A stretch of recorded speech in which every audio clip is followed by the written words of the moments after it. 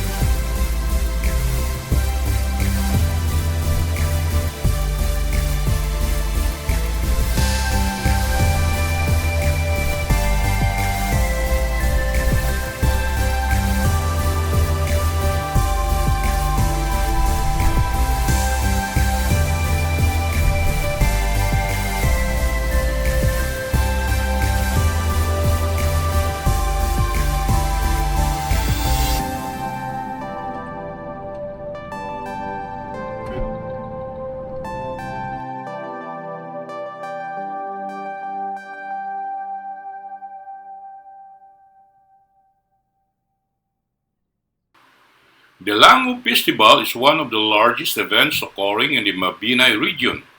The festival called Langob is held annually on the 24th of January.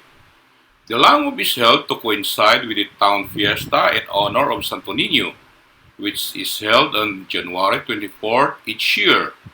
Fairs, sporting events, entertainment, pageants, street dancing, and more all occur during the festival. It is the perfect time for travelers to experience the rich history that is on offer in the Philippine province. Colorful dress and vintage clothing are worn throughout the festival to commemorate the history gone by.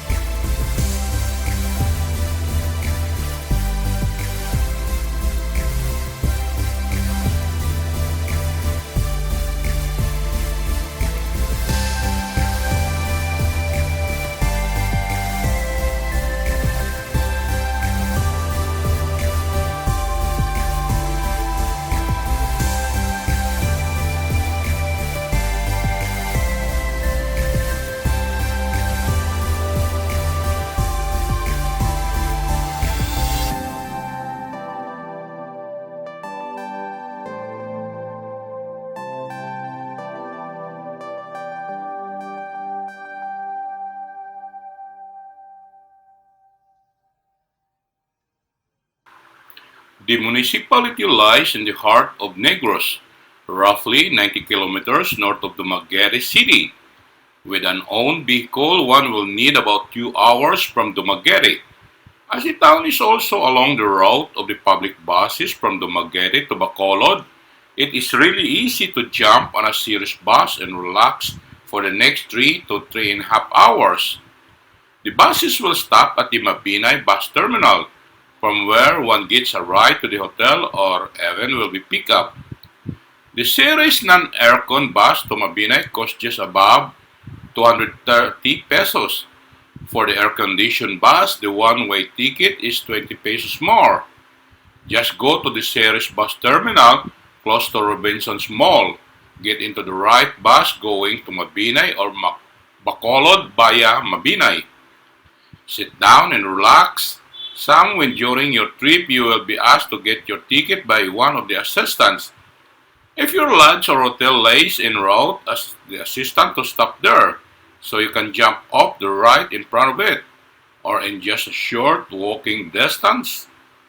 The entrance of the Bulwang Caves are also close to the street and one can jump off directly too.